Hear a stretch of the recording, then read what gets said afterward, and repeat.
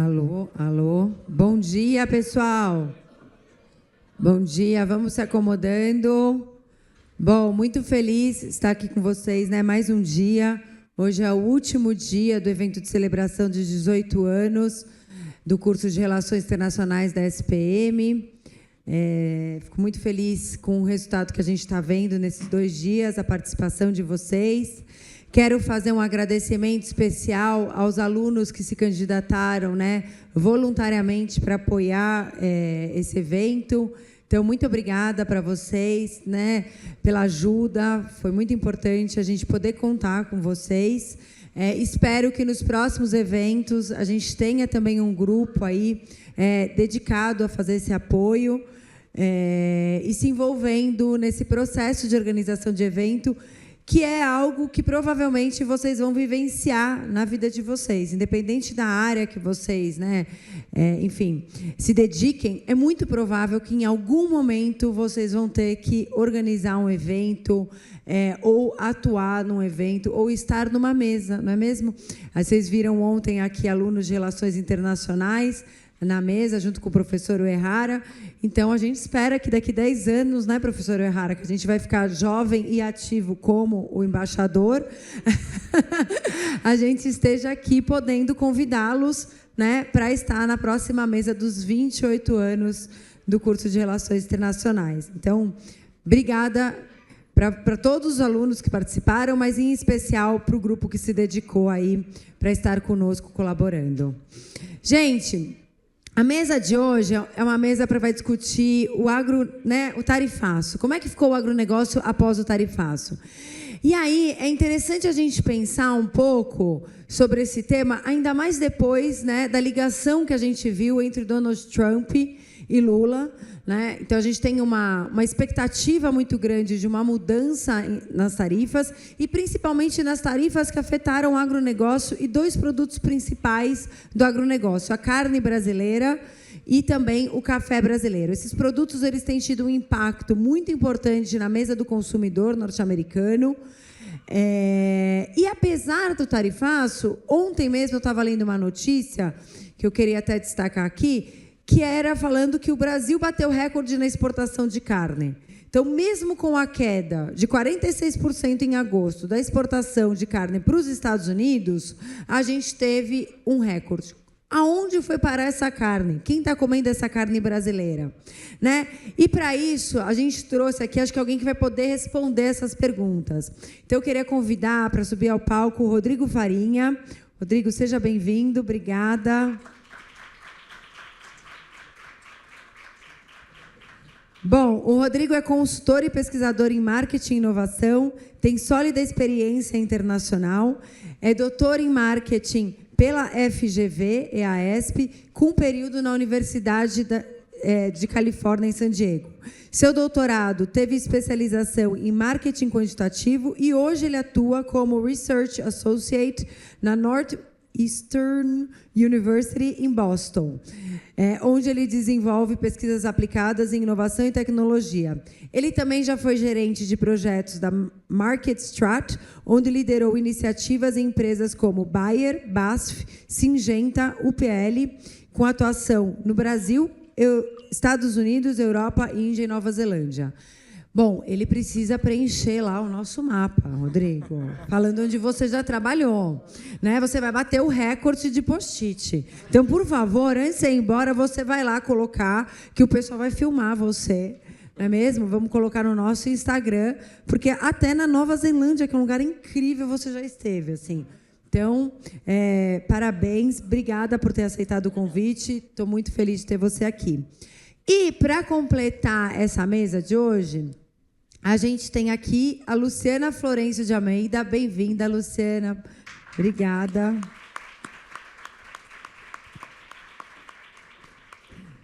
A Luciana é professora da casa. Vocês acho que não conhecem ela, porque ela dá uma eletiva no curso de administração. Mas ela é quem lidera, né, aqui o programa de pós-graduação em administração e o programa de pós-graduação em comportamento do consumidor, da SPM. Ela faz parte dos dois.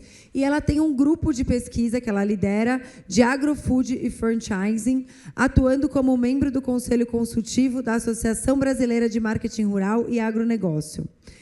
Bom, ela pesquisa muito a questão do agro, mas acho que principalmente do café. Ela é autora do livro Coffee Consumption Strategies in Brazil, onde ela vai falar sobre o consumo de café no Brasil. E o café, acho que vocês têm acompanhado, foi um setor muito afetado com a questão das tarifas.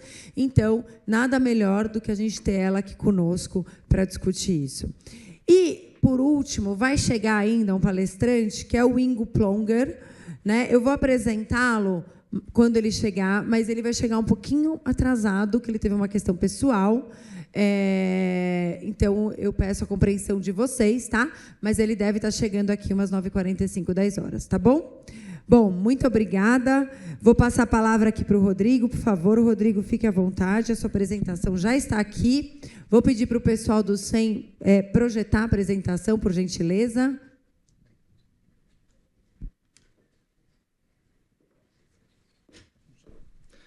Legal. Bom dia, pessoal. Prazer estar aqui com vocês.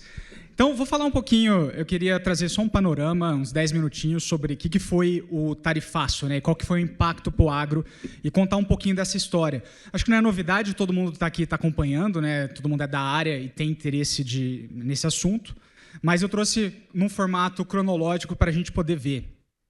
Eu acho que tudo começou ali, foi em 2 de abril, né, que foi no dia o fatídico do Liberation Day do Donald Trump, né, o dia da liberação, em que foram aplicadas várias tarifas em diversos países, né, alguns mais, outros menos. O que foi feito na época, quem lembra do cálculo, né, foi considerado as tarifas de importação dos países com relação aos produtos americanos, a balança comercial, e foi feito um cálculo que, sinceramente, eu não entendi até hoje qual que é a razão desse cálculo, mas e foi aplicado em diversos países, com as tarifas recíprocas. E, nesse contexto, né, a gente teve muitos países afetados, inclusive o Brasil. O Brasil, no início ali, quem lembra, estava com uma tarifa de 10% das tarifas recíprocas. A gente tarifa mais ou menos 10% dos produtos americanos, então a tarifa recíproca aplicada a nós foi 10%. E, de fato, né, uma coisa que a gente precisa ter consciência, o Brasil é um país que é considerado protecionista em vários aspectos, né? Se a gente pegar, por exemplo, as tarifas, e aqui está ponderado até pelo volume de importação, a gente tem aqui as tarifas em porcentagem geral e também bilateral Brasil e Estados Unidos. Aí tem para todos os produtos agriculturáveis e não agriculturáveis. E a grande realidade é que, assim, o Brasil ele tem tarifas maiores que os Estados Unidos. Com exceção, né, se a gente olhar aqui em produtos agriculturáveis, os Estados Unidos aplica muitas tarifas ao Brasil, principalmente porque a gente compete. Né? A gente compete no quê? Compete na soja, compete na carne, compete no milho. Então, o governo americano ele tende a ser mais protecionista também para barrar os nossos produtos por uma questão estratégica. Só que aí, em 9 de julho, a gente teve o anúncio, né, que foi um peso e gerou um choque no mercado, que foi as tarifas sendo aumentadas para 50%. Então, teve um adicional de 40% das tarifas de importação de produtos brasileiros. E isso foi muito curioso, porque assim, os especialistas do setor começaram a olhar. Poxa, de todos os países que foram taxados, o Brasil é o único que tem superávit. Os Estados Unidos têm superávit na balança comercial com o Brasil. Ou seja, ele exporta muito mais para o Brasil do que importa de produtos brasileiros. E aí gerou, né? Por que isso foi feito? Né? E a realidade, quando a gente vê a ordem executiva do Donald Trump, foram faladas 3 coisas. Né? A primeira, a relação a bilateral não estava condizente com a estratégia americana, né? Falaram também sobre a censura das plataformas das mídias sociais. A gente viu muito o que aconteceu com o X, né? O antigo Twitter. E também foi falado com relação ao processo do ex-presidente Jair Bolsonaro. esse foi a justificativa, né, real que o governo do Donald Trump deu com relação às tarifas. Mas acho que um ponto além disso, né, que a gente precisa olhar, é que alguns dias antes aconteceu uma coisa aqui no Brasil. No Rio de Janeiro, a gente teve a reunião dos BRICS. E o que foi falado nas reuniões dos BRICS?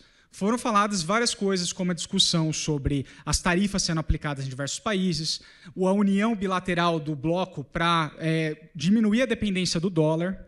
Então, né, coincidentemente, logo depois veio essa ordem executiva dos Estados Unidos. E o cenário atual hoje, isso aqui é os números de ontem, como que é o mapa das tarifas do Trump no mundo. O Brasil hoje é um dos principais países afetados pelas tarifas, com 50% em conjunto com a Índia. Então, a gente, de fato, é um dos países mais afetados nessa guerra. E qual que é o impacto disso para o Brasil, então? Né? Como que o nosso mercado foi afetado? A realidade é que o impacto é grande. Se a gente considerar as nossas exportações, 20% do PIB depende dela. Então, é um impacto realmente considerável. O nosso PIB ele pode ser impactado em cima disso.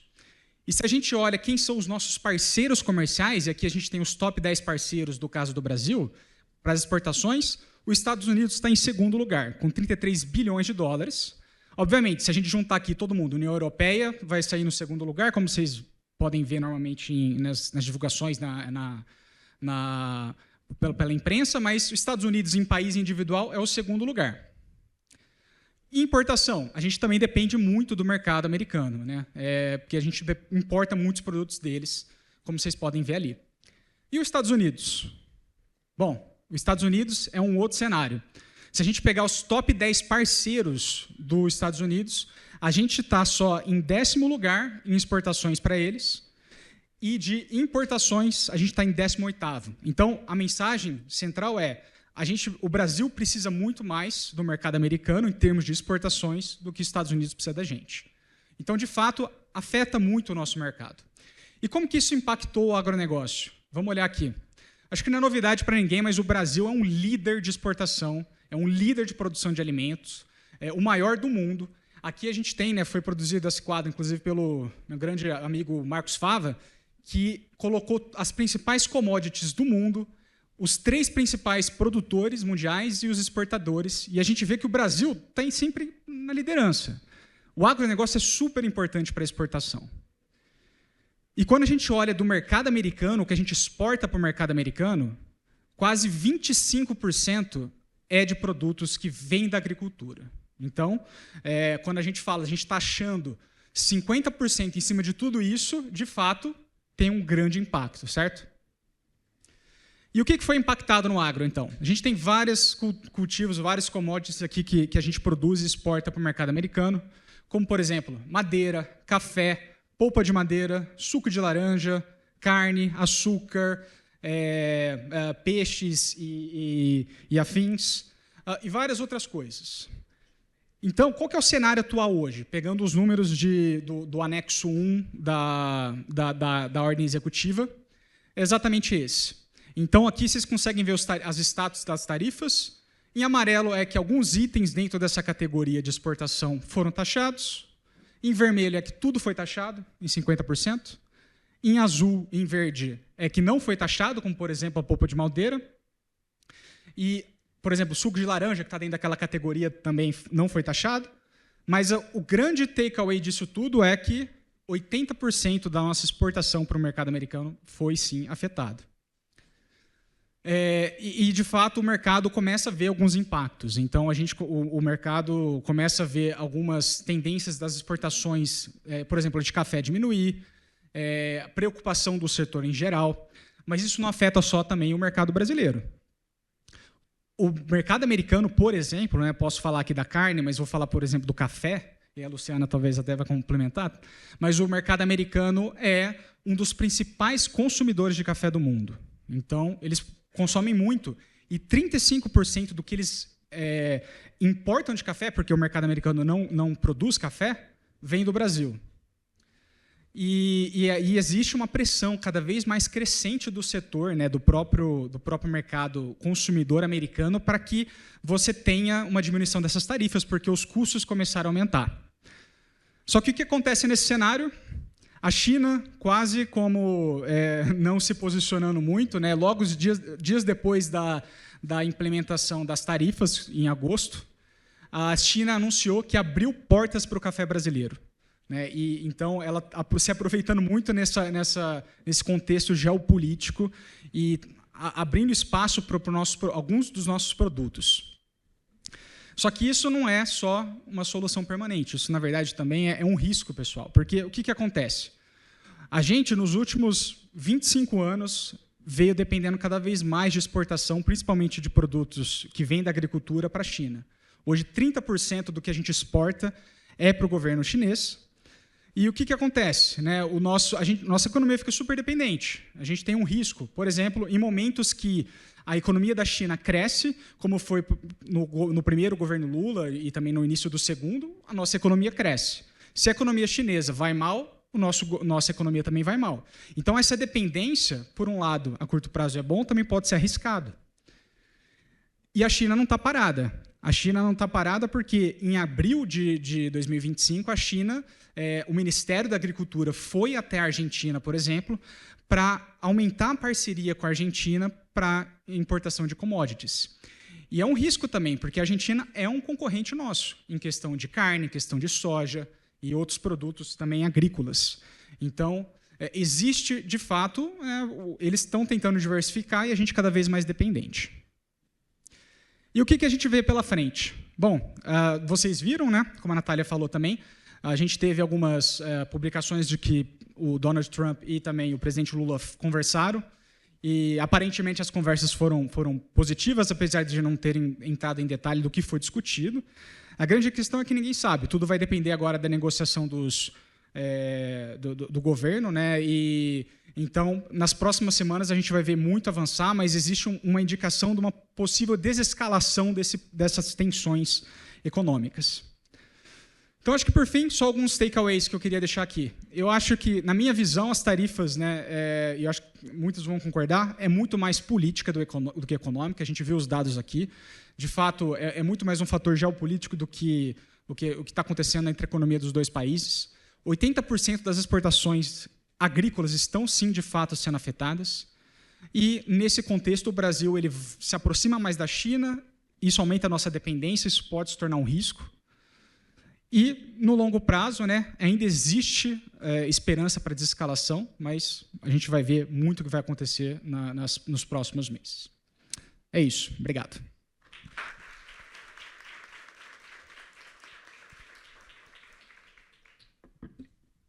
Obrigada, Rodrigo. Muito bom.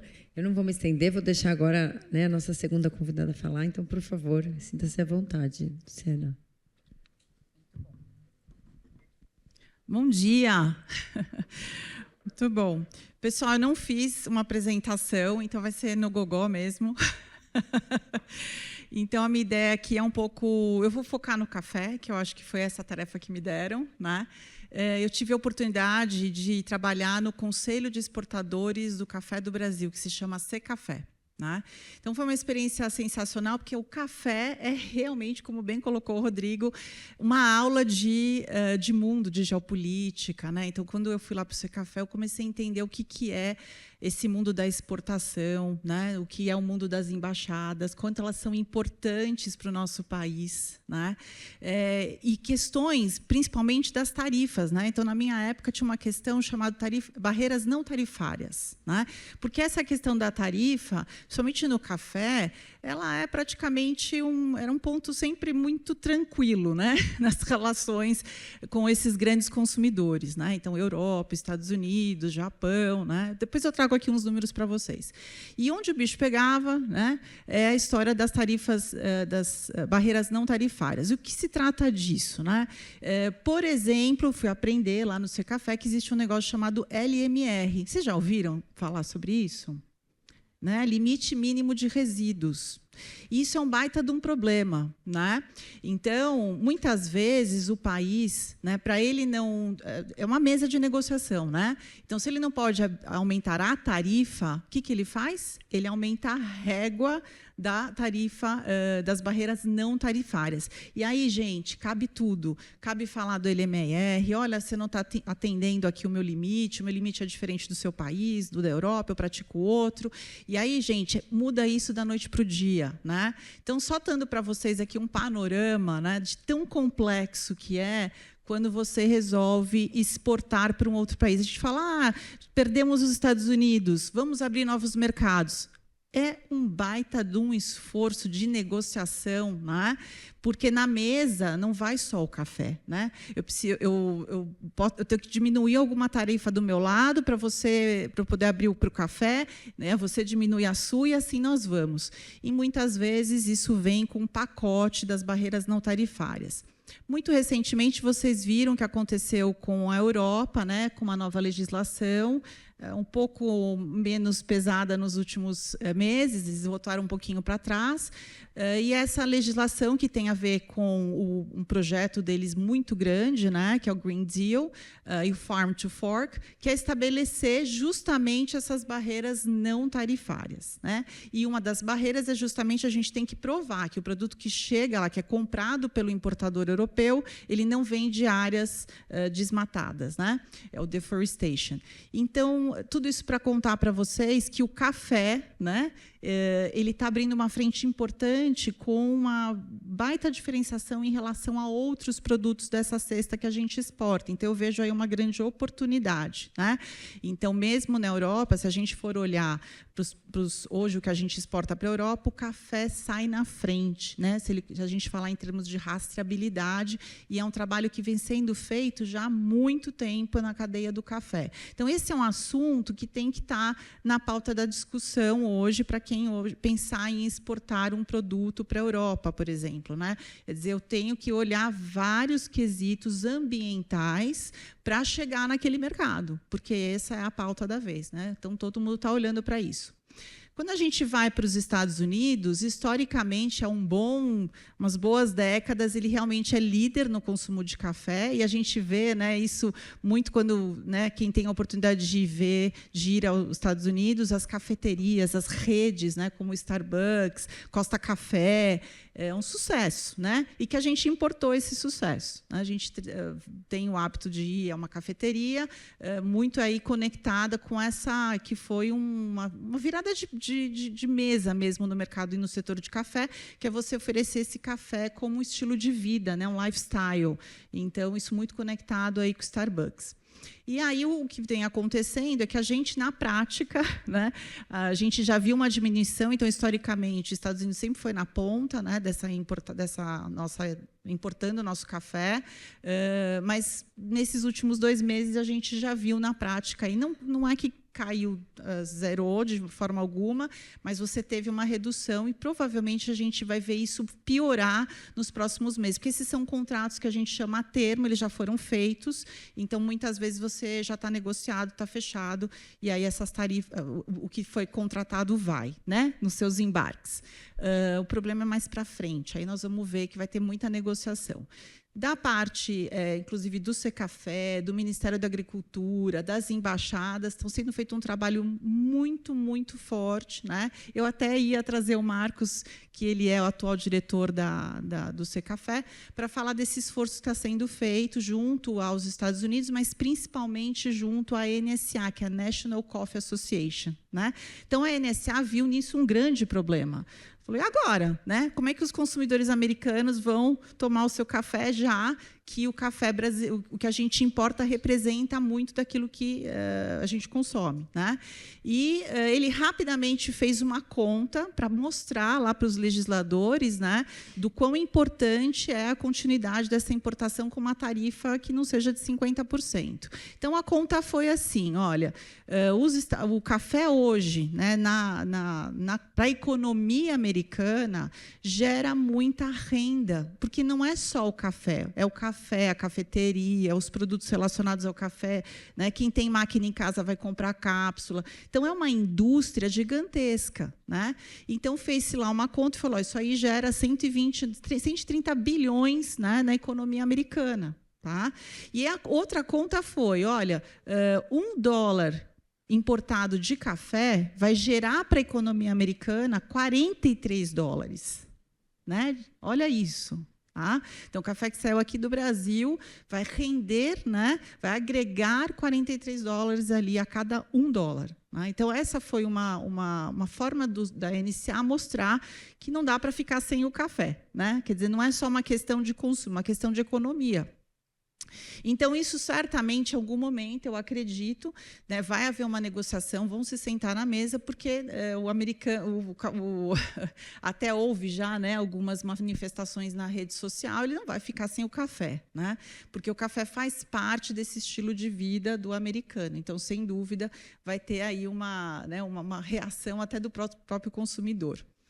E, gente, nós aqui no Brasil, nós somos muito ricos, né, em termos de oferta. Então, também eu acho que o que aconteceu, e eu já li, né, pessoas fazendo essas críticas, de que talvez essa seja uma grande oportunidade para nós brasileiros, né, do mercado de café, que é um mercado, pessoal, que existe há muitos anos e está estabilizado, né? Então, você imagina que você está a vida inteira com a mesma pessoa comprando o seu produto. Você vai se mexer para vender para outro? Se batem na tua porta pedindo o seu café, você vai fazer isso? Não, né?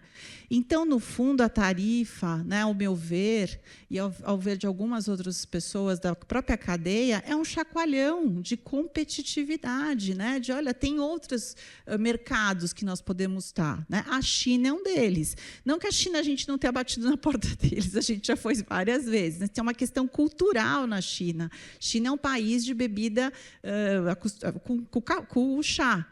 Mas, se a gente olha para outro país asiático, também com essa característica, que é o Japão é o nosso quarto maior consumidor de café brasileiro. Tá? Então, isso foi feito ao longo de muitos anos. Sabe como é que o japonês começou a tomar café? Que é a porta de entrada do consumo de café em qualquer país, pelo café solúvel. E o café solúvel, não sei se vocês sabem, é uma invenção da Segunda Guerra. Né? Como é que você faz chegar esse café lá nos frontes? E quem inventou o café solúvel, nós temos que ter orgulho, foi inventado numa fábrica aqui da Nestlé, no Brasil. Tá? Toda essa tecnologia é 100% brasileira. Aliás, o café, a gente tem que ter muito orgulho do nosso café. Né? Quem aqui gosta de café? Quem toma café? Olha! Meu Deus, na minha época, se fizesse essa pergunta, ninguém levantava a mão. Né? Isso é muito também por causa da Starbucks, viu? Starbucks, a rede da Starbucks chegando no Brasil. Muitos de vocês talvez até vão à Starbucks e não tomam café, né? Vão tomar uma bebida que não tem café. Minha filha adolescente, ela ama ir lá na Starbucks porque é lifestyle, porque é legal, porque é cool, mas ela vai pedir uma bebida que não tem café. Não que ela não tome, tá? Porque é difícil comigo em casa, muito impossível. Ela já toma café desde pequenininha.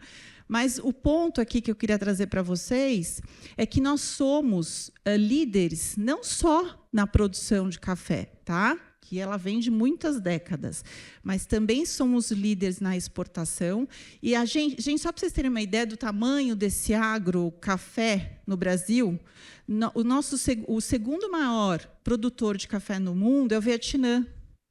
Sabe, ele está metade atrás da gente. Então, a gente produz, em média, no ano, 55 milhões de sacas. Né? E o Vietnã, que é o segundo maior produtor, produz metade disso. Né? Então, assim, está longe para chegar até nós, está muito longe. Tá? Então, a gente é realmente líder na frente, não só nessa liderança de produção, que por muitos anos ficou com essa pecha de que a gente produz quantidade e não produz qualidade, mas hoje a gente exporta um produto extremamente agregado de valor. Você vai falar, mas é uma commodity. Mas é uma commodity onde você tem lá naquele grãozinho que sai daqui, que é o grão verde, muita tecnologia, muita preservação do ambiente. Nós fomos o primeiro país, né, até um café de agricultura regenerativa sendo vendido no varejo. Olha que legal! Nenhum outro país conseguiu, nenhum outro produtor conseguiu fazer isso, só nós. Então, não sei se vocês conhecem esse termo, que é agricultura regenerativa, mas guarda isso, ainda mais vocês vão trabalhar nisso. Tá? A regeneração já está aparecendo em várias indústrias, mas apareceu primeiro na agricultura, que é a ideia de você, não é a ideia de você trabalhar só a sustentabilidade, mas é você garantir que aquela terra ela continue produzindo por muitos e muitos anos, né? Porque chega uma hora que aquela terra esgota. E aí, como é que vai fazer? Vai para outra? Não, nós temos que melhorar aquela que está ali. Então, essa agricultura regenerativa, semana passada, houve o prêmio do Globo Rural das fazendas sustentáveis, então a gente que está no agro acompanha, né? E foi feita a primeira premiação de uma fazenda de agricultura regenerativa no país. E aí já com uma certificação de uma das maiores certificadores de sustentabilidade, que é a Fairtrade, que vocês devem conhecer. Tá? Então, já criando uma certificação para dizer que essa fazenda cumpre todos os compliances de uma agricultura regenerativa. E foi para uma fazenda de café, pessoal. Olha que legal, lá em São Paulo. Né? Então, eu não sei, já esgotei meu tempo aqui, porque eu falo muito. Não, eu queria que você explicasse um pouquinho o conceito de fair trade, porque não sei se todo mundo conhece. Sim, o café também tem dessas histórias, né? Lá atrás, vocês provavelmente não eram nascidos, o Starbucks fazendo muito sucesso, alguém levantou a mão e falou assim, espera aí, estou tomando esse café não é barato, de onde vem esse grão? Né? E quem faz quem prepara, quem produz, quem está lá na terra ganha, tem uma vida digna, né? Essa é uma pergunta maravilhosa para se fazer na agricultura, né? Vocês que comem todos os dias, nós comemos alimentos, a pergunta é: quem está lá no campo, ralando todos os dias, porque acorda muito cedo, vai dormir muito tarde, ele está recebendo dignamente? É uma pergunta importantíssima para se fazer, né? A gente às vezes recebe o produto pronto e não pensa nisso. Então, alguém levantou a mão e falou, escuta, eu quero saber se o pessoal aí está vivendo bem, né? Ele tem condições de vida adequada? Porque enquanto a gente está aqui na cidade tomando Starbucks, e o pessoal lá, como é que é isso? E foi maravilhoso que começou uma discussão sobre comércio justo, que na sua tradução é Fair Trade. Né? E aí isso se expandiu para várias outras cadeias, mas começa justamente desse entendimento de que aquela xícara de café que eu pago R$11, quanto desses R$11 vai para efetivamente o produtor? Então, lembra que eu falei para vocês que $43 vai para a economia americana com o nosso café? Olha que interessante. E para nós, o quê? Né? Então, um número importante é que a gente hoje está gerando, né, isso valor bruto, tá? 124 bilhões em 2025. E aí, como é que faz essa conta? É quanto que o produtor recebeu em preço médio. Então, está ficando para o produtor, né, 124 bilhões de reais. Dá mais ou menos uns 500 mil para o produtor de renda bruta. Tá? Quem tiver oportunidade... Tem vários passeios, aliás, o Estado de São Paulo montou, né, várias rotas, mas tem a Rota do Café.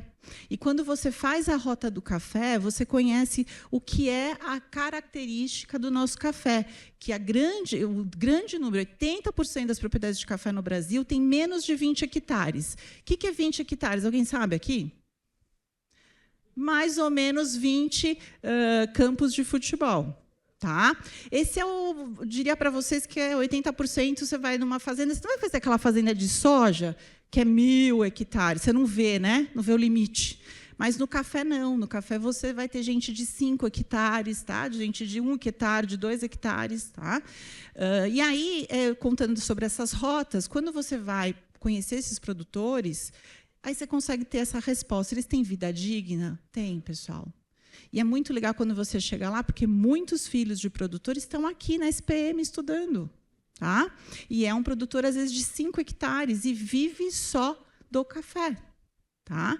E isso se expande para outras cadeias. Então, não sei se eu respondi muito longamente a sua pergunta, mas o ponto é que a gente, no café, tem feito um esforço muito grande para trazer essa dignidade. Tá? Vai ter não necessariamente isso amplamente em todos os lugares, infelizmente não. Mas eu diria que a grande maioria está, sim, tendo uma renda digna, né? Então, está fazendo isso e conseguindo sobreviver, fazendo com que seus filhos vão à escola, que tenha uma boa educação. E aí, gente, para concluir, né, eu queria trazer para vocês... bom, eu gosto de falar também sobre... Eu falei para a diversidade do café no Brasil, que, se a gente pensar em termos, como eu falei, puxa, a gente ficou muitos anos exportando sempre para esses mesmos países, e agora é uma grande oportunidade.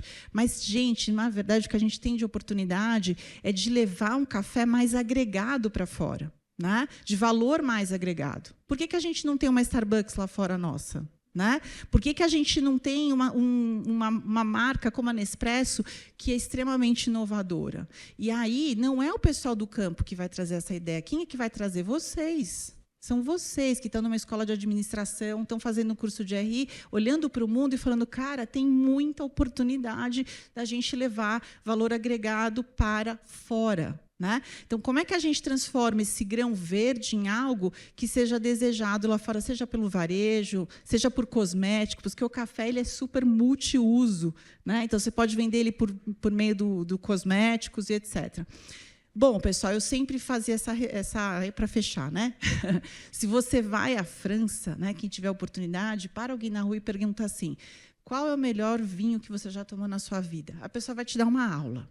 E aí você pode perguntar para um jovem, você pode perguntar para um adulto e você pode perguntar para um senhor. Todos vão saber dizer quais são os tipos de café, os terroirs. Já ouviram falar esse termo de terroir, né, no vinho?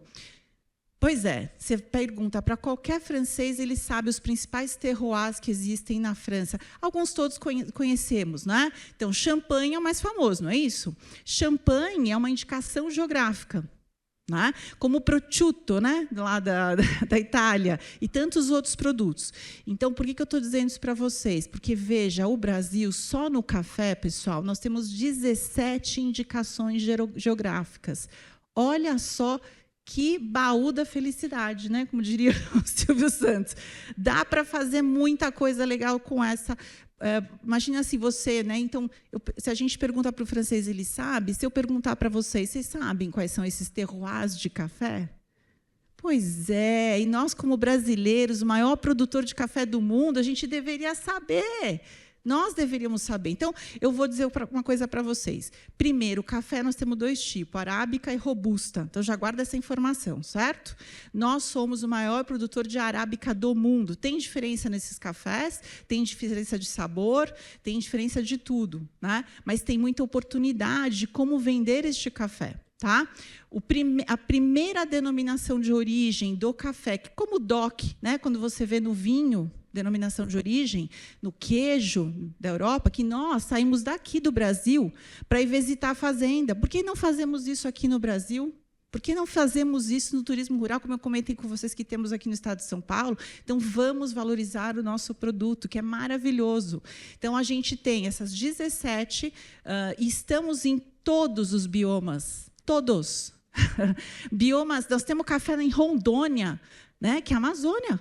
Nós temos café. Hoje, eu estive em Brasília, tomei café de Brasília. Como assim, né?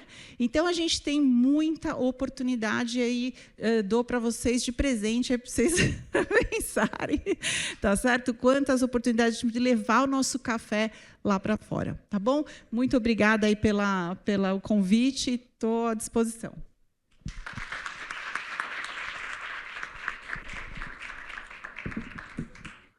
Bom, obrigada pela fala. Não podia, né, encaixar mais perfeitamente. Você terminou e o nosso terceiro palestrante chegou na hora, assim, justo. Queria agradecer muito, né, o Ingo Plonger por estar aqui conosco. O Ingo, ele enfim, tive o prazer de conhecê-lo ele no WW, foi muito bom. Ele é brasileiro, engenheiro, economista, empresário, mentor para futuros, fundador do IPEDES, uma consultoria internacional em estratégias, acionista, conselheiro da Companhia Melhoramentos, presidente do Cell Brasil, conselheiro em empresas nacionais e internacionais como a Bosch, a VW Man, a Sonda, Atua em várias instituições, a CNI, a BAG, Fiesp, Câmara de Comércio Brasil-Alemanha, FEI Educacional, FAAP, FFM, ITASSE, Instituto do Câncer Infantil, e também é vice-presidente da Associação Brasileira de Agronegócios, por isso que ele está aqui hoje conosco nessa mesa. Assim, é muito grande o currículo, espero ter conseguido falar tudo. E agora eu passo a palavra para você, Ingo, muito obrigada por sua disposição. E, por favor. Muito obrigado, Natália. Muito obrigado. Me desculpem que cheguei atrasado e não tive o privilégio de ouvi-los. Bom dia a todos vocês. E a Natália havia me solicitado para tecer alguns comentários sobre o impacto no agronegócio sobre o tarifaço. Então, é um tema que nós temos claramente, todos nós, olhando o dia todo o que está acontecendo dentro do espectro ambiental internacional, e vocês que estão à frente da parte acadêmica e também na parte de observação, e muitos de vocês já estão trabalhando com relações internacionais, sabem como esse mundo, de repente, ficou muito mais complexo e muito mais volátil. Então, nós, do agronegócio, como também na parte da indústria, hoje o agronegócio, ele não é só agricultura, é toda a cadeia industrializada, ela está sendo impactada por essas medidas. E a grande pergunta que nós nos fazemos, existe uma situação circunstancial, que é o que está acontecendo hoje, e é a urgência, e nós temos fábricas que estão paradas, nós temos áreas que estão sendo fortemente impactadas, e outras não, que saíram, outras têm que estar se reposicionando em função das tarifas colocadas. Então, existem realidades muito diversas.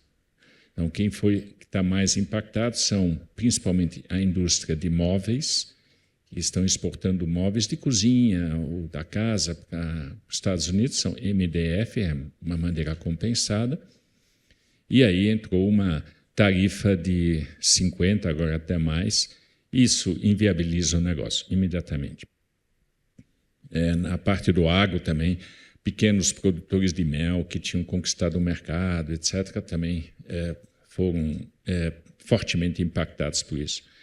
Então, ali a estratégia é outra, a estratégia é como é que eu consigo sobreviver dentro dessa circunstância, em tão curto espaço de tempo não consigo ter outros mercados, então é um tema de sobrevivência. Existem outros cujo impacto ele é complexo, mas existem soluções. Então, tem indústrias de papel e celulose que têm unidades operacionais no Chile ou na Argentina que não foram afetados, então mudam o destino dos seus produtos, do Brasil vão para a China ou vão para a Europa, e da Argentina ou do Chile vão para os Estados Unidos. Então, ali existem alternativas. Então, cada caso é um caso, e essas circunstâncias são negociadas, elas têm que ser negociadas, e nós vamos negociar. A maneira de negociar, essa é a arte que vocês estão aprendendo aqui, não só pela parte de conteúdo substancial, mas também as maneiras de se fazerem isso. Então, na segunda-feira, houve um telefonema importante, que nas relações internacionais ela tem uma importância, porque a forma, a maneira, na parte política, é uma expressão também de vontades políticas. Então, se você tem um interlocutor que lhe parece que está indo bem, então você tem uma outra disposição, você tem um outro caminho para levar. E hoje em dia, cada vez mais, nós precisamos disso, e cada vez menos a gente tem, muitas vezes, essas alternativas. Quem está em webinar, quem está na parte da tela, não consegue perceber toda a empatia, não consegue perceber toda a parte da expressão corporal. que hoje é muito relevante dentro dessas relações negociais, de como é que você trabalha esse tema. Então, quando você olha isso, você tem uma situação imediata, atual, e aonde você começa a trabalhar as suas táticas. Hoje eu diria muito mais táticas do que estratégias. Mas tem... Quanto tempo ainda tem? 20 minutos para vontade. Nossa, tá bom. Isso é uma imensa... A Natália e eu estivemos juntos na televisão. Ali você conta os segundos que estão na frente, né? Tá. Obrigado. Então, o segundo ponto é mais de profundidade. E aí é analítico, que você diz assim, poxa, o que está acontecendo? Depois que o Trump entrou, deu essa confusão gigantesca de que a gente não tem hoje uma visão clara para onde esse caminho vai. E aí, tendo um pouquinho esse tempo de adicionalidade, eu queria traçar 2, 3 pensamentos. Nós temos algumas coisas na nossa história que a gente pode trazer para reconhecermos se existe um espelhamento ou não.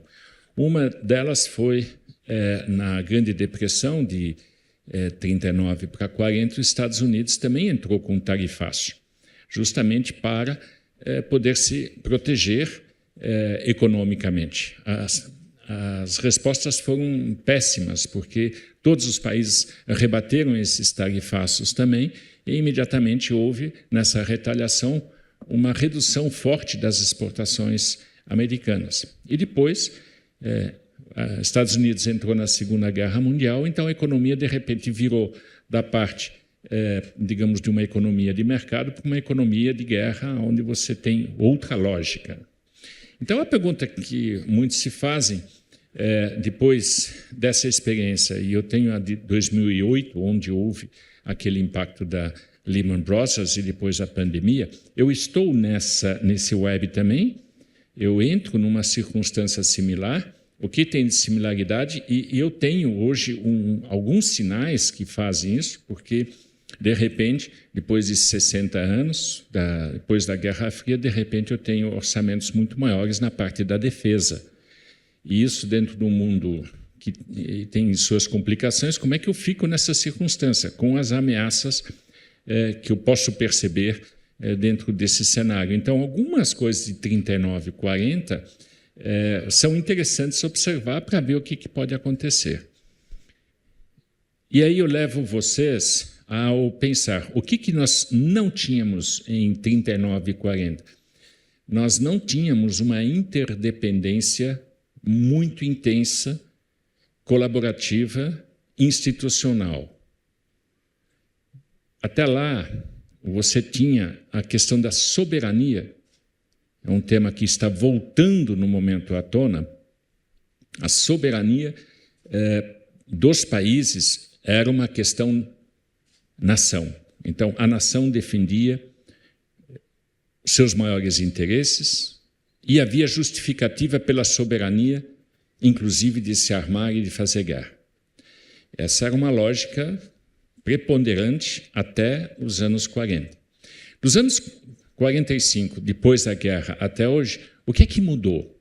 Mudou de que nós aprendemos que as soberanias compartilhadas para níveis superiores, elas dão, na institucionalidade, uma forte conotação de compartilhamento.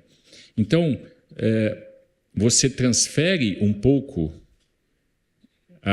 o seu poder para a autoridade e depois para a influência. Então, imagine o seguinte, você está na União Europeia, você tem um Estado que nem Liechtenstein, ou muito pequeno, em relação à França ou à Alemanha. Se fosse pelo Estado de poder, não tinha chance nenhuma, mas pelo Estado de você transferir uma autonomia também compartilhada, você tem a razão de ser. Muitos de vocês acompanham, sai ou não sai o acordo do Mercosul-União Europeia. Onde é que nós estamos no momento? É traduzido em todos os idiomas, aí todo mundo entra e no Conselho eles opinam. Então, o pequeno tem voz. Talvez não preponderante, mas ele tem voz. ele pode se aliar a outros e pode fazer uma grande diferença numa votação. Essa é a parte compartilhada. Então, você tem soberanias compartilhadas. Isso subiu. Então, no meu pensar, a União Europeia é, pela primeira vez na história da humanidade, uma soberania compartilhada em paz. E vejam de onde saiu. Saiu da Europa, que sempre teve uma hegemonia política pela força da guerra. Era Roma, era França, era Alemanha, era Inglaterra, era Espanha, era Portugal. Aonde você for, você tinha.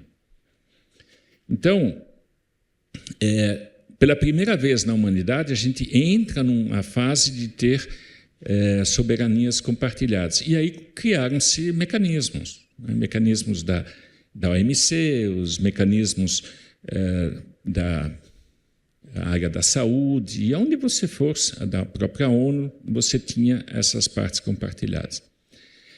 Então, estava indo bem, não é? Aparentemente, estava indo muito bem essa parte. Então, por que houve essa disrupção? Essa disrupção é anunciada ou não anunciada? Então, o Ansoff sempre fala, né, dos sinais fracos, e se você não conseguir em tempo responder ao sinal fraco, você entra numa circunstância de não poder mais dar solução e você entra numa situação de crise. É o que nós temos. Os Estados Unidos já sinalizaram de bom tempo atrás que não gostam desse sistema em algumas partes. Não é só os republicanos. Obama também e o Biden também não colocaram juízes na OMC porque não gostavam da maneira como a China estava operando na OMC. Falou, eu não vou colocar lá porque eu vou perder, eu não vou fazer. Então, ficou fora. Então, ela ficou inoperante. E assim foi. Então, na Unesco, eles não gostavam o viés político de diversidades e outras coisas que estavam operando e tiraram recursos. Então, esses sinais já mostravam um cansaço ou uma interpretação intensa de que, do jeito como vai, nós não gostamos. Mesmo o Brasil tem reclamado por muitos anos de que as organizações incitacionais necessitavam de uma reforma. Então, aí veio o Trump, e o Trump simplesmente colocou o esquema totalmente fora do ar e está fazendo uma atitude, aí tem as duas coisas, uma da primeira que eu falei pela parte das atitudes, totalmente confusa, totalmente narcisista, de tal ordem que você não faz a leitura dele. Hoje pode estar achando que ele é o máximo, amanhã ele é detestável, mas é a estratégia dele. A estratégia dele de comunicação é o líder que tem as maiores, vocês que andam muito com o TikTok e essas outras, que tem a maior aderência. Ele entendeu essa parte da aderência. Ele sabe que em 40 segundos ele precisa ter a atenção, a captação e a retenção. E ele tem isso. Nenhum outro chefe de Estado faz isso como ele faz. Por isso, a cada dia, ele precisa trazer essa atenção para ele. É o jeito de ele fazer. Então, isso é uma parte do modus políticos que ele opera. Estou dizendo se é certo ou errado, estou só dando uma estrutura daquilo que está ocorrendo. A segunda parte, a própria União Europeia agora está reconhecendo que houve um exagero na parte ambiental e social e que não é sustentável economicamente. Então, se vocês forem ver algumas palestras da última semana na ONU, a mais contundente foi da premier italiana, que terminou assim, olha, a gente exagerou tanto na parte ambiental que agora a gente tem, como ela chama, um deserto industrial. É um exagero, mas mostra que existe uma crise autocriada na União Europeia por um exagero desnecessário. Só para vocês pegarem um pouco a lógica disso. A União Europeia definiu que em 2035 não teriam mais produção de veículos a combustão. E a partir dali só tem produção de veículos elétricos. Perfeito. Tocou incentivo em cima do carro elétrico. A indústria começou a se mover para sair do combustão. Aí entrou a crise financeira, a guerra com a Ucrânia, etc. E tal, eles precisavam de dinheiro e falaram, não, eu vou tirar essa subvenção. Aí ninguém mais começou a comprar o quê? O carro elétrico. e foi voltar à combustão. Só que, na combustão, ele tem limites. Ele não pode produzir mais, porque senão vai pagar uma multa muito pesada por veículo que ele coloca. Então, um absurdo. Todo o setor automotivo entrou em recessão, embora tivesse demanda. Então, é uma crise autogerenciada. E a União Europeia, ela é pesada, fala, não é bem assim, vamos discutir, vamos olhar, vamos ver, e o pessoal está sendo desempregado. Milhares e milhares de pessoas. E na parte mais inovadora elétrica, não se investe.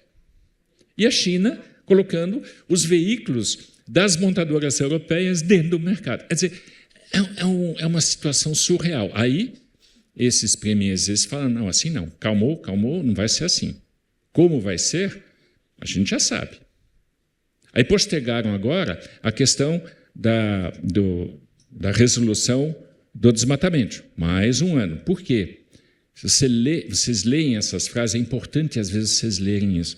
Tem uma frase lá que diz, a gente não tem condições de avaliar nas importações o rastreamento para as médias e pequenas empresas. E não tem mesmo, e vão se desabastecer. Então, antes de entrar nessa circunstância e derrubar tudo, eles postergaram. Então, o que dá todos esses sinais? É que a gente está num momento disruptivo, altamente disruptivo. E aí tem duas opções. A gente entra no disruptivo, deixa rolar para ver como fica, e aí a escala volta ao poder, não fica na autoridade e não fica na influência. Então, isso está ocorrendo no momento. E quando você olha esse movimento, aí você tem que estar muito esperto para saber o que vai acontecer. No poder líquido, que é o poder beligerante, que é o poder militar, número 1 é Estados Unidos, sombra de dúvida, muito na frente. O número 2, aí já vem a União Europeia, se você colocar ela como conjunto, e a China. E depois vem a Índia, depois vem o Japão. A Rússia também entra nisso. Nós, na América Latina, não apitamos nada nesse assunto.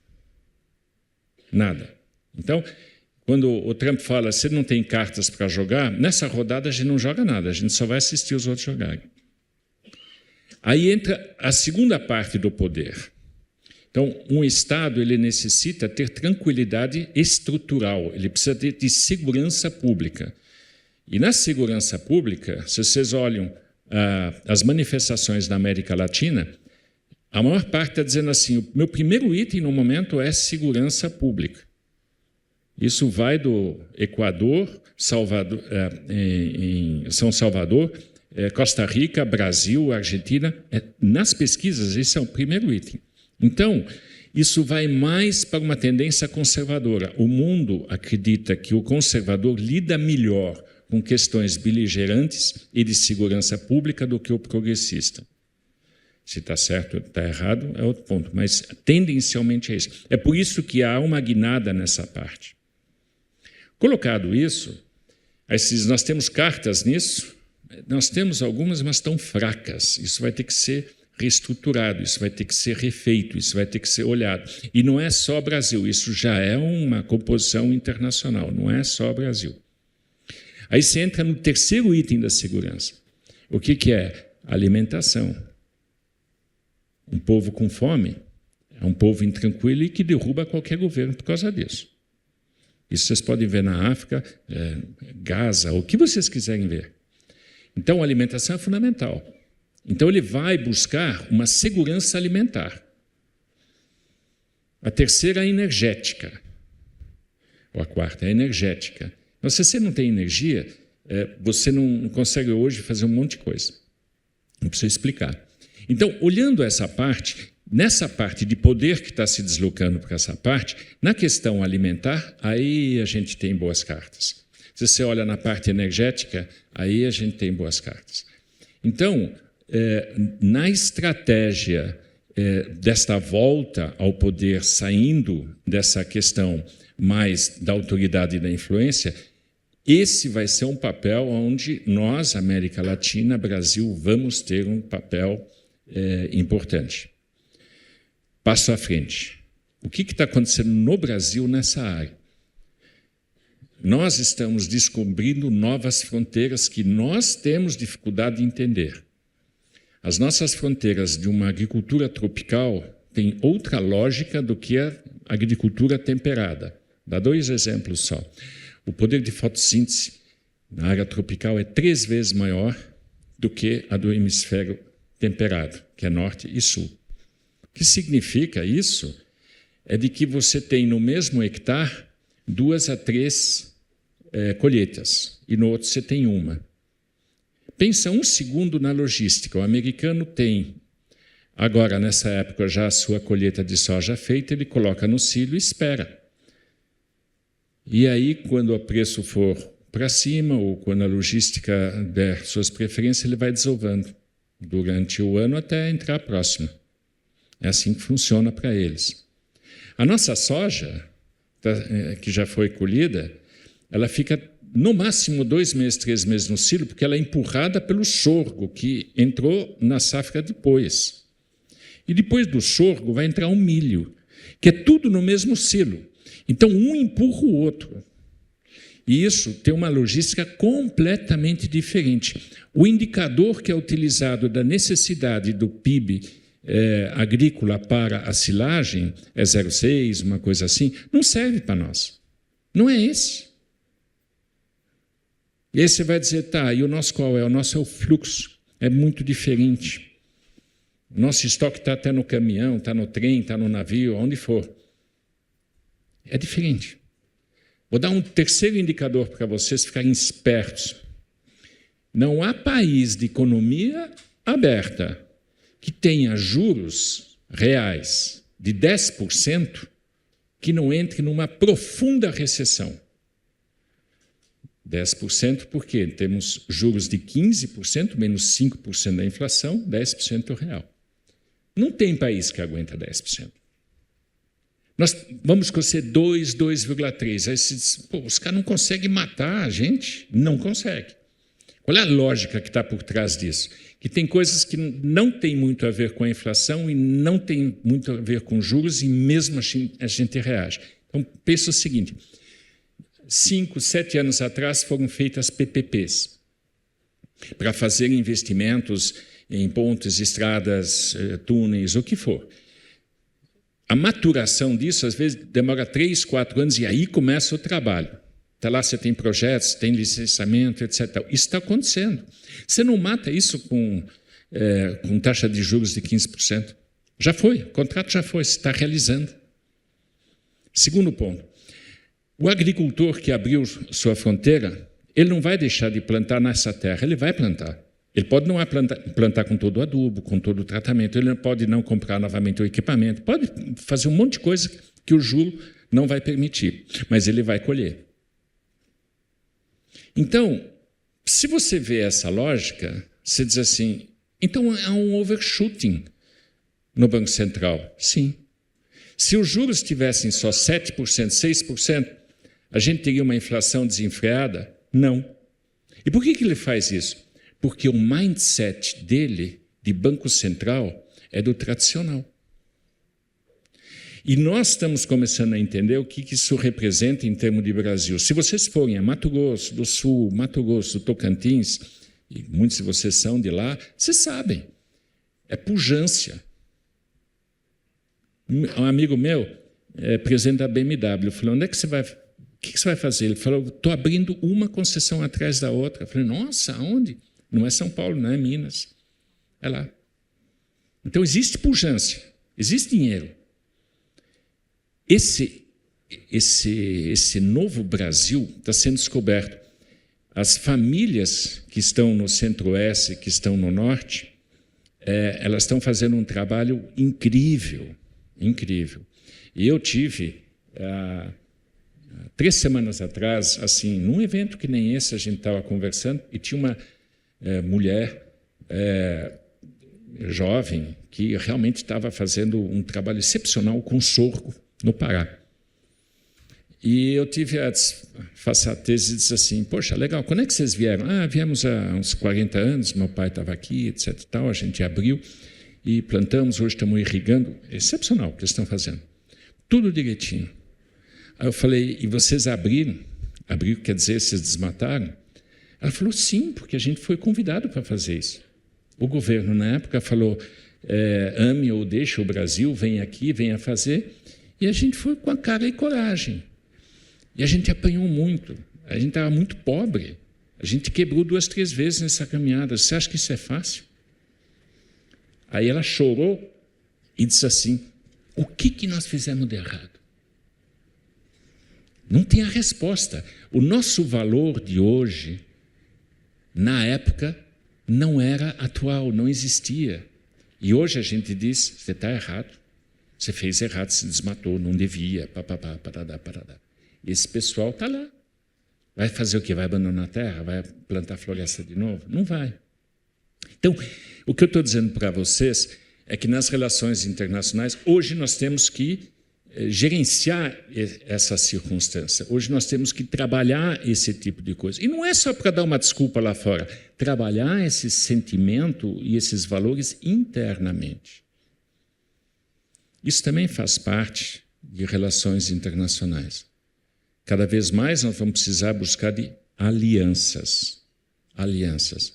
E essas alianças estão sendo difíceis num mundo polarizado.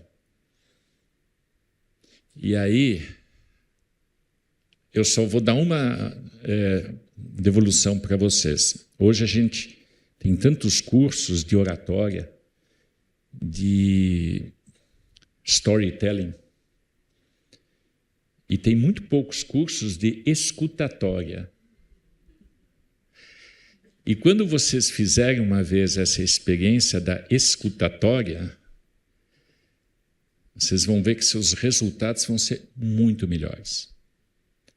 Isso em relações internacionais é fundamental, porque sempre vai tratar de uma cultura diferente, país diferente, momentos diferentes, experiências indiferentes. Se você entender o outro, você tem a chance de você ter uma escutatória e um processo melhor. Desculpa muito ter me alongado, mas eu me empolgo, então desculpa, Natália. Obrigada, imagina.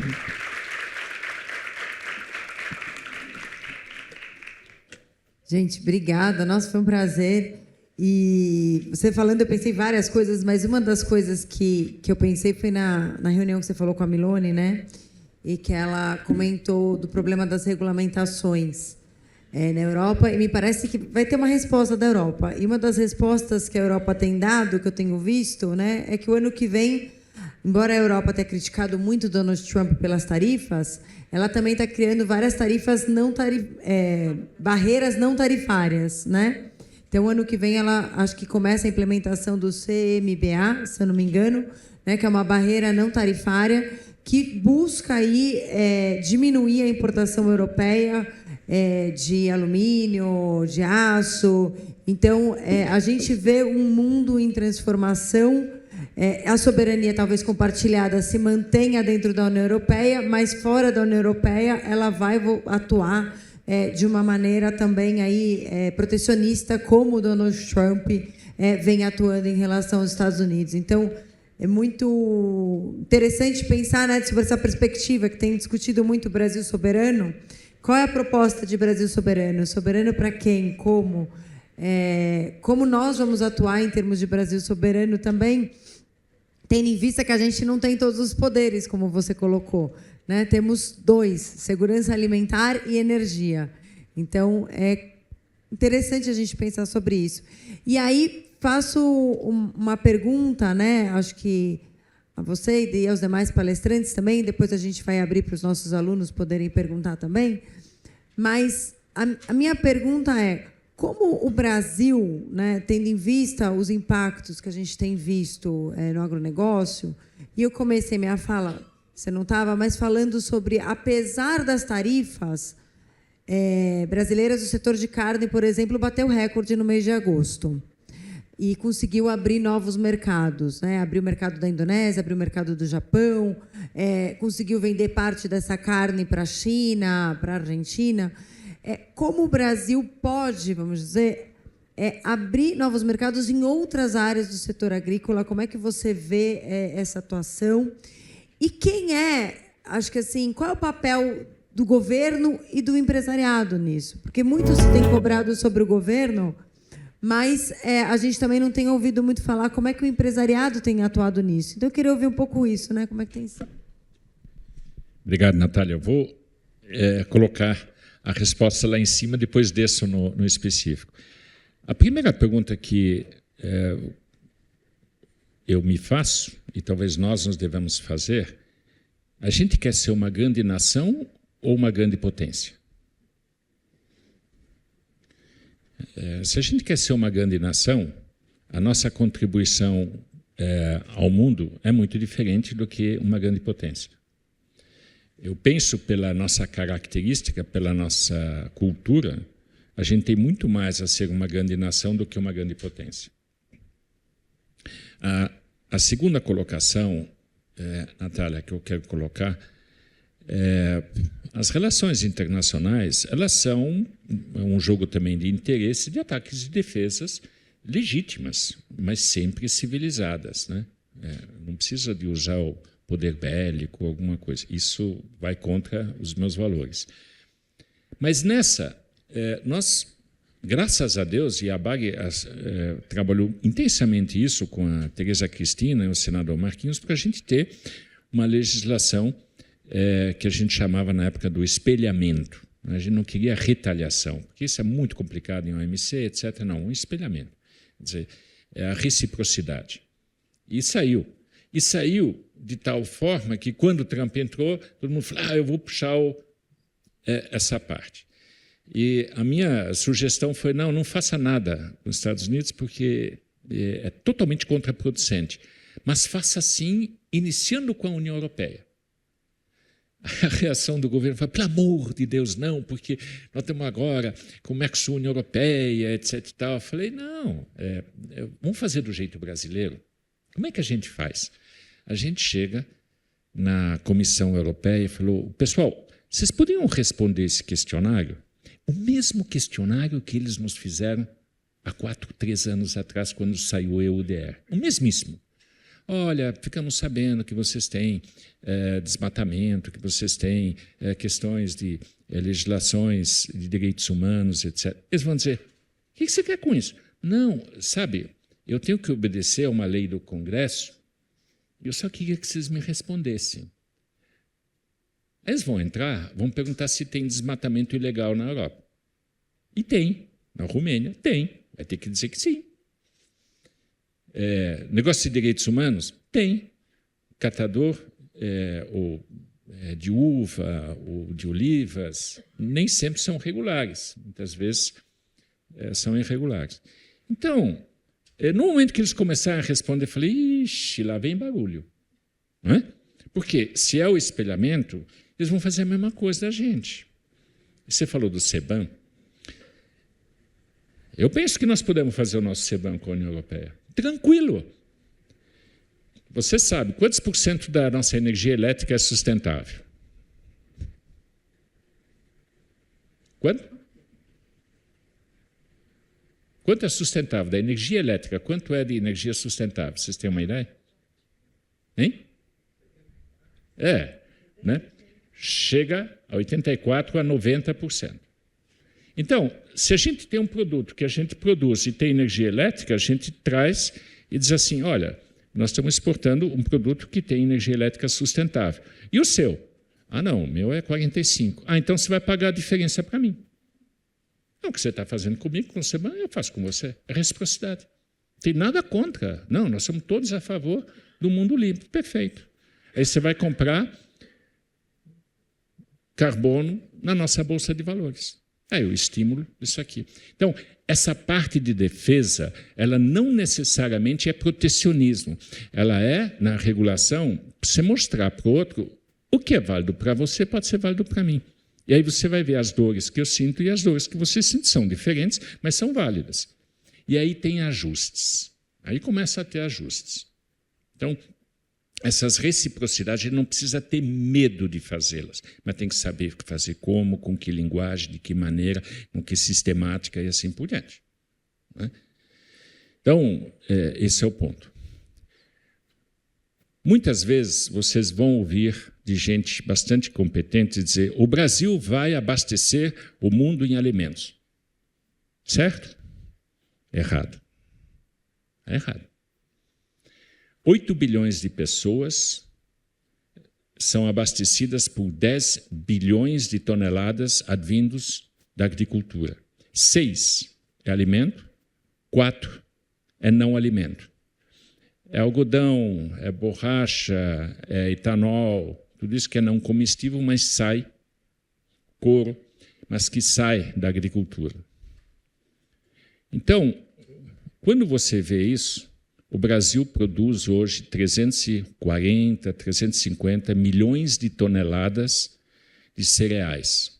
É o que mais alimenta a humanidade, são cereais e tubérculos.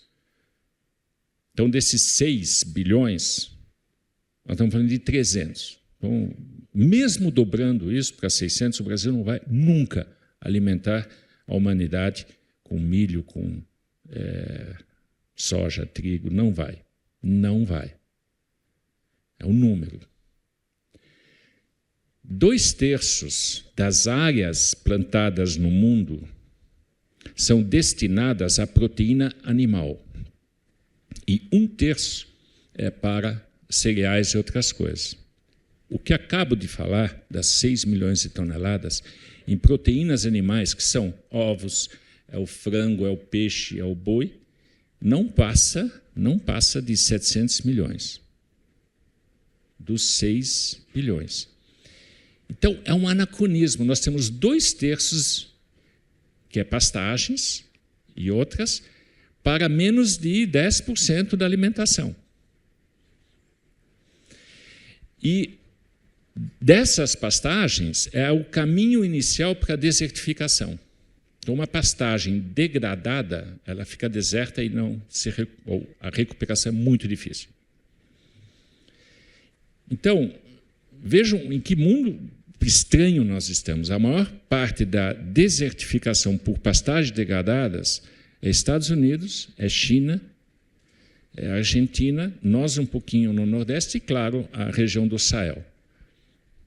Então, nós fazemos um jogo muito bom na proteína animal. Então, quando a gente exporta soja, não é para comer, é para alimentar os animais de outros. Perfeito, tudo bem. Quando nós temos a cadeia produtiva praticamente do pasto até o prato do consumidor do jeito como ele quer dizer, a gente faz um corte coxar, que é da parte, o corte judeu, o halal, que é o corte muçulmano, ou o corte europeu, o japonês, a gente adequa toda a nossa parte da produção diretamente a esses mercados. E se existe uma questão civilizatória nesses últimos 40 anos, é o domínio da proteína animal, de onde for, do mundo até o prato. Porque isso nunca foi um grande domínio. Domínio foi, vocês até biblicamente sabem, que quando teve os 7 anos de escassez, a gente guardou 7 anos de trigo. Mas você não guarda 7 anos de carne, a não ser que seja viva. E aí, na humanidade, o que foi? O embutido e o salgado. O resto, zero.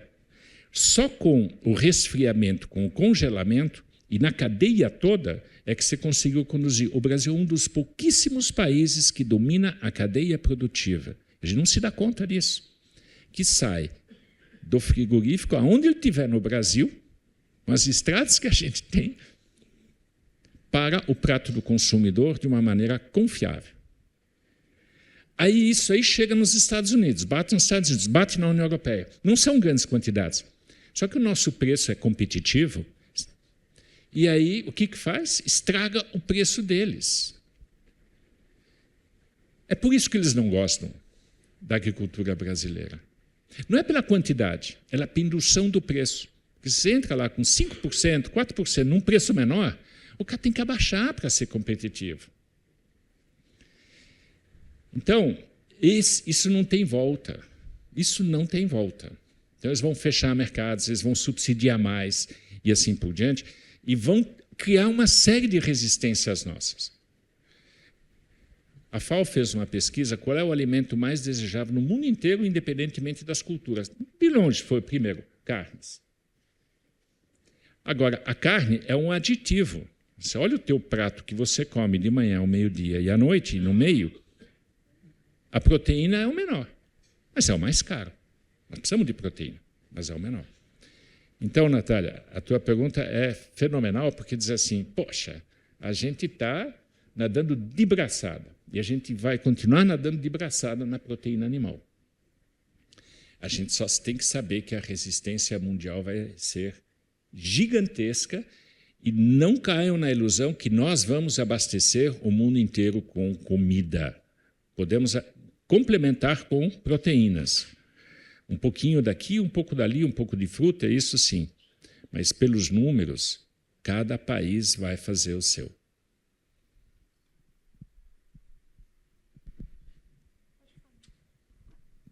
Muito bom, Igor. Eu queria só complementar, né, falando de outras cadeias. Acho que a Luciana falou bastante sobre café, né? Uma coisa que ela falou que eu acredito muito é como o Brasil tem o potencial em algumas commodities de agregar valor que a gente não agrega. E um exemplo que eu acho que é fenomenal é o que aconteceu na Colômbia no começo do século XX, né? Então, quem aqui já ouviu falar da Juan Valdez, da marca de café? Poucas pessoas, né? Então, eu acho que o caso da Juan Valdez é incrível, porque no começo do século XX teve a crise econômica, né? O preço do café foi lá embaixo, vários produtores quebraram, formaram produtores muito pequenos na Colômbia, e o que eles viram? Né? Que o café da Colômbia tinha uma qualidade interessante, o produtor ficava com o menor retorno em si da produção, quem ganhava era a torrefação, a agregação de valor em cima da marca. E aí a Federação dos Cafeicultores da Colômbia, o que eles fizeram? Eles investiram pesado para criar uma marca do café colombiano. E é um caso de sucesso que é incrível do que eles fizeram. Tem até uma pesquisa, né, que lá no começo, acho que no meio, na verdade, do século XX, perguntaram para o mercado americano. Quando você pensa café em qualidade, qual que é o país que vocês consideram? E na época, 70% falava que era o Brasil. Fizeram depois essa pesquisa, algumas décadas depois do investimento, com toda a agregação de valor do café colombiano, e aí fizeram a mesma pergunta e o país que mais entrega qualidade para o mercado americano era a Colômbia. E hoje em dia, acho que o caso é bastante impressionante e é uma coisa que, não só, né, como a Natália falou, não só falando de governo, eu acho que tem um papel também empresarial, o papel das associações, como a Luciana falou, né, o choque tarifário acho que gera uma surpresa grande e coloca o setor para se mexer.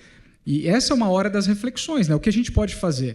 Eu acho que tem casos já no Brasil que estão sendo feitos há alguns anos, por exemplo, a Abrapa, fazer um trabalho incrível com algodão para valorizar a rastreabilidade, a sustentabilidade do algodão brasileiro. E são coisas são exemplos que a gente tem que aprender e traduzir para outros setores para não ficar só dependente de exportação bruta da commodity. Valorizar a nossa produção, valorizar a história do agro brasileiro, né, como o Ingo falou, e tem muita oportunidade nesses caminhos. Bom, respondendo aí, né, uma pergunta bem desafiadora, mas eu queria trazer a teoria para a gente olhar para isso. Acho que vocês já estudaram teoria de Porter. Na estratégia, a gente tem 3 caminhos, né? Ou a gente olha para o posicionamento, que é positioning, então é aquela matriz de Porter, onde que eu vou estar, se eu conheço dos meus concorrentes, aonde eu vou me posicionar. Eu tenho uma estratégia de maximizing, ou seja, basicamente olhar para os mercados e falar onde eu vou ganhar mais dinheiro. É um pouco dessa visão do Trump hoje em dia, né? E depois, uma que eu gosto muito, né, que é baseada em recursos. Né? Então, eu acho que no Brasil, se a gente olhar nessa questão estratégica, que nós não temos, infelizmente, né, nem como setor, né, café tem 5 entidades. Né? Então, quando eu estava no Secafé, elas quase não se falavam. Aí você fala, gente, um setor onde as entidades não se conversam. Né? Então, acho que a gente precisa ter essa ideia da coletividade. Né? Então, esse é um ponto importante. E o Brasil, sim, precisa buscar esse posicionamento. Qual é? E aí, se posicionar com base nos seus recursos. Nós temos recursos vencedores, que isso está provado. É que a gente talvez não saiba comunicar. né? Então, quando a gente olha, por exemplo, para a agricultura, e lembrando, hein, pessoal, agronegócio não é só agricultura, né? É uma cadeia que começa no antes da porteira. E no antes da porteira, a gente está dando baile. Porque, por exemplo, a gente tem tecnologias que estão trazendo não só aumento de produtividade, que é onde a gente consegue ganhar de todos, né? Chegar lá no board, né? E todo mundo fala como é que esses caras conseguem chegar aqui com esse preço mais barato, com todo o problema de logística, né? Com essa legislação dura, né? E a gente é super competitivo. E tem a ver justamente com a adoção de tecnologias, não só para a produtividade, mas hoje, e já há algum tempo, para manter a terra mais sustentável, né? Então, a gente começa a ser referência no mundo, tá? Para esse tipo de tecnologia antes da porteira, e que vai atuar fortemente numa agricultura voltada para a segurança alimentar no mundo, né? Mais uma segurança alimentar que venha de um produto saudável, que mantenha, enfim, né, respeite a natureza, a conservação. E a gente, olhando para frente, também temos coisas assim incríveis, né, da própria nossa indústria, as food techs, né? Então, a gente hoje tem no Brasil food techs sensacionais. Então, de novo, eu acho que a gente precisa olhar para esses recursos. E eu acredito nesse recurso humano, que são vocês, né?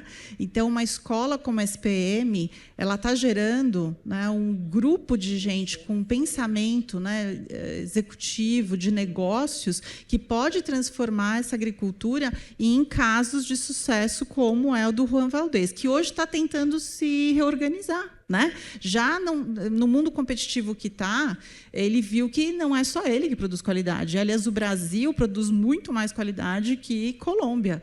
Mas é sorte da Colômbia que a gente não sabe se comunicar. Né? Pior para nós, né? Mas para ela, o dia que esse gigante Brasil resolver efetivamente se mostrar com uma boa história, um bom storytelling, como disse o professor, aí não tem para ninguém. Esquece, porque a gente tem tanta riqueza aqui dentro para falar, e não é só de café, né? Então, eu estive ontem na aula, trouxe uma menina que é do Sul, com grande sonho de empreender. Sentou aí na cadeira como vocês, aluna de administração do curso da SPM. Tá? Montou um negócio agora, que foi inaugurado em abril de 2025, onde ela está trazendo um mel da meliponicultura, né? Quem vocês conhecem sobre é até difícil falar esse nome, meliponicultura, né? Nós comemos o mel, não sei quanto que de vocês comem, mas eu adoro particularmente. A gente come, como o professor falou, né? A gente exporta o mel da abelha Apis. A abelha Apis, ela não é uma abelha nossa, não é nativa, né? Essa abelha, ela é uma abelha africanizada e veio principalmente, né, da região, das diversas regiões da África e também da Europa, porque quando os portugueses aqui chegaram, precisava de cera, né? E aí vamos trazer as abelhas.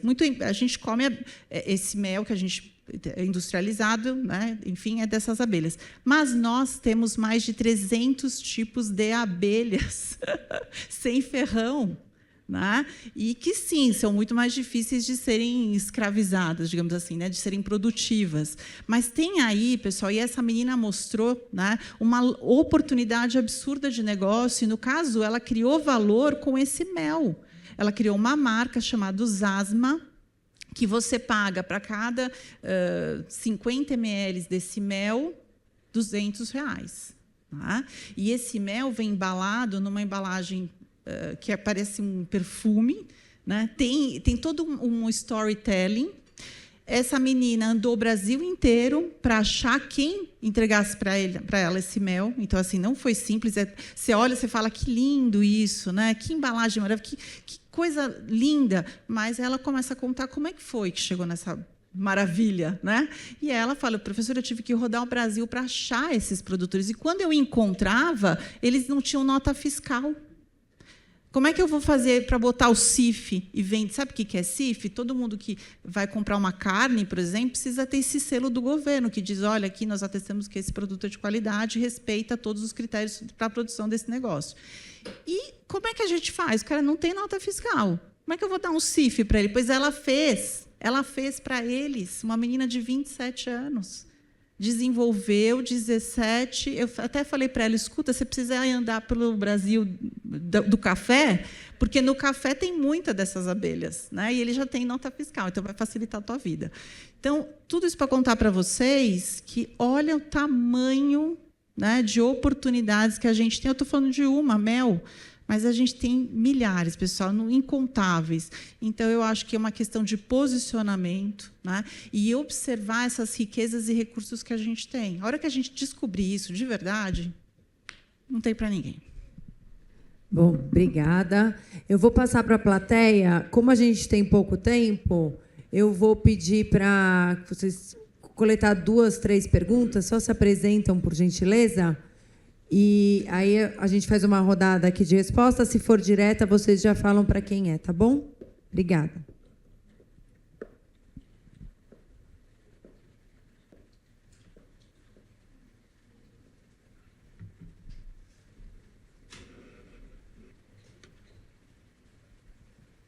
Oi, bom dia.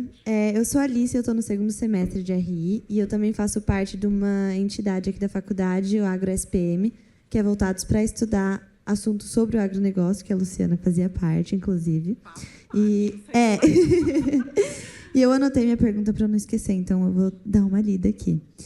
Que nos últimos anos o agronegócio brasileiro ganhou um peso nas relações internacionais e, diante da reconfiguração das cadeias globais e do protecionismo, que com o Trump voltou com muita força, eu queria saber a opinião de vocês, se vocês acreditam que o Brasil deve buscar mais autonomia estratégica no agro ou atuar de uma forma mais pragmática, se alinhando com as grandes potências, ou proteger o seu próprio mercado.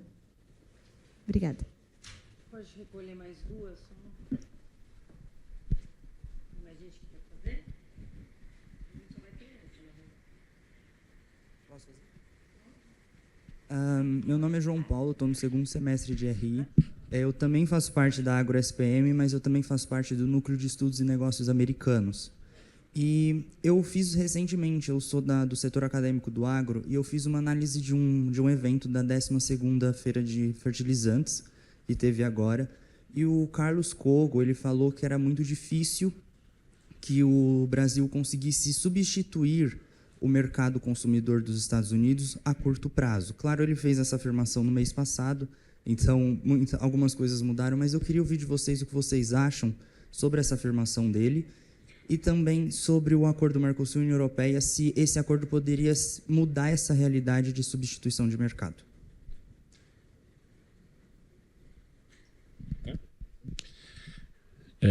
Duas perguntas. Oh, desculpe. Oi. Bom dia. Muito obrigada, né, pelo depoimento de todos.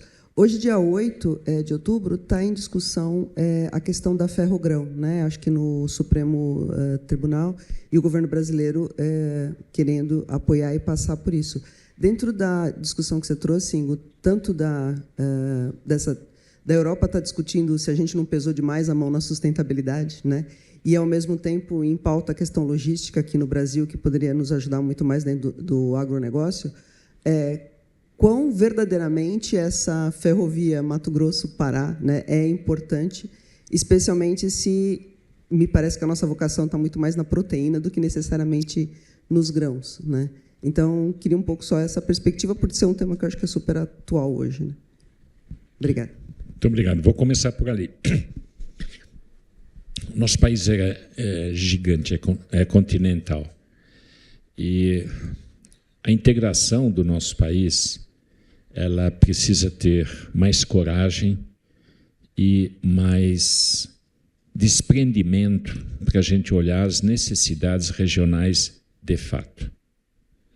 E eu corto o coração quando você vê uma linha de trem cortar uma parte da mata, ou um linhão passar por uma parte da mata, ou um condutor de gás, ou alguma coisa assim. Mas você precisa olhar as compensações que você faz em relação a isso. Quer dizer, você não vai desertificar uma área, mas você vai dar uma outra qualidade de vida para determinadas comunidades. E o que eu, nas minhas poucas andanças que fiz pelo Brasil afora, a gente tem um caguete paulista de achar que o mundo tem em São Paulo.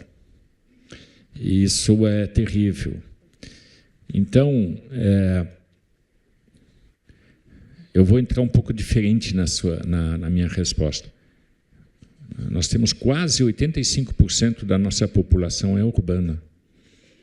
A metade desta urbana vive em cidades menores de 400 mil habitantes. Pense em qualquer cidade de 400 mil habitantes, não fica muito longe de você ver o quanto ela tem uma influência do agro. Então, a metade da nossa população urbana tem uma ligação com o agro. Agora, existe uma parcela pequena que é absolutamente isolada. Amazonas, nós temos áreas onde vivem muitas pessoas totalmente isoladas. E isso não é legal. Isso não é bom.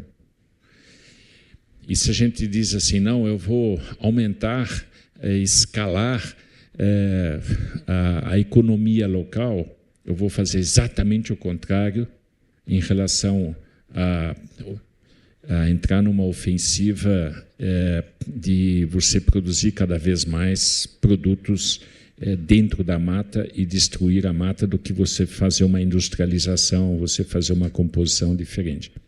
Então, a logística não tem como não ter uma agressão à natureza. Existe. Assim como não há uma geração de energia que não hostilize a natureza. Não existe. Então, você tem uma represa, você tem o vento, você vai ter efeitos, você tem o sol, você vai ter efeitos. Então, não existe. É escolha. Nós temos que fazer escolhas.